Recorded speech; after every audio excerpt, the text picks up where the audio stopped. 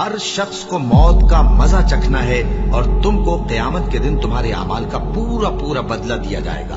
تو جو شخص دوزخ سے دور رکھا گیا اور بہشت میں داخل کیا گیا وہ مراد کو پہنچ گیا، اور دنیا کی زندگی تو دھوکے کا سامان ہے۔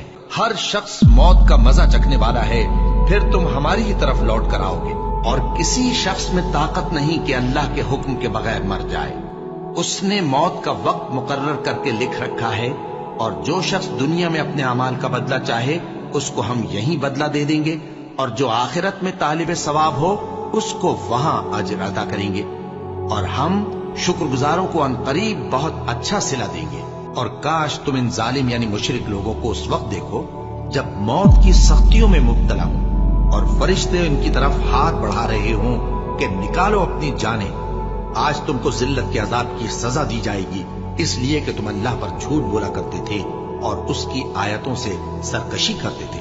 اور جیسا ہم نے تم لوگوں کو پہلی بار پیدا کیا تھا ایسا ہی آج اکیلے اکیلے تم ہمارے پاس آ گئے، اور جو مال و متاع ہم نے تمہیں عطا فرمایا تھا وہ سب اپنی پیٹھ پیچھے چھوڑ آئے، اور ہم تمہارے ساتھ تمہارے سفارشیوں کو بھی نہیں دیکھتے جن کی نسبت تم خیال کرتے تھے کہ وہ تمہارے سفارشی اور ہمارے شریک ہیں۔ آج تمہارے آپس کے سب تعلقات منقطع ہو گئے، اور جو دعوے تم کیا کرتے تھے سب جاتے رہے۔ ان فرشتوں کی قسم جو ڈوب کر کافروں کی جان کھینچ لیتے ہیں، اور ان کی جو مومنوں کی جان آسانی سے آتے۔ بس اگر تم کسی کے بس میں نہیں ہو تو اگر سچے ہو تو تم جان کو لوٹا کیوں نہیں لیتے؟ ہم نے تمہارے لیے موت کو مقرر کر دیا ہے، اور ہم اس بات سے عاجز نہیں کہ تمہاری طرح کے اور لوگ تمہاری جگہ لے آئیں اور تم کو ایسے عالم میں جس کو تم نہیں جانتے پیدا کر دیں۔ ہاں، جب جان گلے تک پہنچ جائے اور لوگ کہنے لگیں اس وقت کون جھاڑ پھونک کرنے والا ہے، اور اس جاں بلب نے سمجھا کہ اب جدائی کا وقت ہے اور پنڈلی سے پنڈلی لپٹ جائے، اس دن تجھ کو اپنے پروردگار کی طرف کھینچے چلے چلنا ہے۔ پھر ایسے مغرور نے نہ تو پیغمبر صلی اللہ علیہ وآلہ وسلم کو سچا جانا اور نہ نماز پڑھی، لیکن جھٹلایا اور منہ پھیر لیا، پھر اپنے گھر والوں کے پاس اکڑتا ہوا چل دیا۔ خرابی ہے تیری، خرابی پر خرابی ہے، پھر خرابی ہے تیری، خرابی پر خرابی ہے۔ کیا انسان یہ خیال کرتا ہے کہ اسے یوں ہی چھوڑ دیا جائے گا؟ کیا وہ منی کا جو ٹپکائی جاتی ہے ایک قطرہ نہ تھا، پھر لوتھڑا ہوا، پھر اللہ نے اس کو بنایا سو اس کے اعضاء کو درست کیا، پھر اس کی دو قسمیں بنائیں، مرد اور عورت۔ کیا اس کو اس بات پر قدرت نہیں کہ مردوں کو زندہ کر دے؟ اور جس کا نامہ اعمال اس کی پیٹھ کے پیچھے سے دیا جائے گا تو وہ موت کو پکارے گا اور دوزخ میں داخل ہوگا۔ وہ اپنے اہل و عیال ہی میں مگن رہتا تھا، وہ تو خیال کرتا تھا کہ اللہ کی طرف لوٹ کر نہ جائے گا، کیوں نہیں؟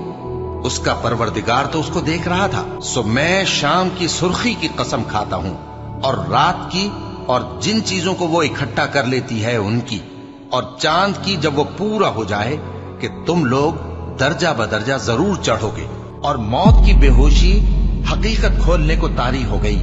اے انسان، یہی وہ حالت ہے جس سے تو بھاگتا تھا، اور سور پھونکا جائے گا، یہی عذاب کی دھمکی کا دن ہے۔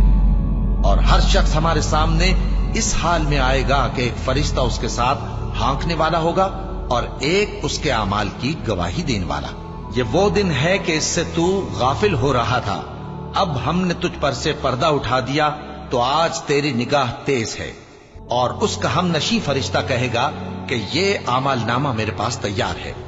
حکم ہوگا کہ ہر سرکش ناشکرے کو دوزخ میں ڈال دو، جو مال میں بخل کرنے والا، حد سے بڑھنے والا، شبہ نکالنے والا تھا، جس نے اللہ کے ساتھ اور معبود مقرر کر رکھے تھے، تو اس کو سخت عذاب میں ڈال دو۔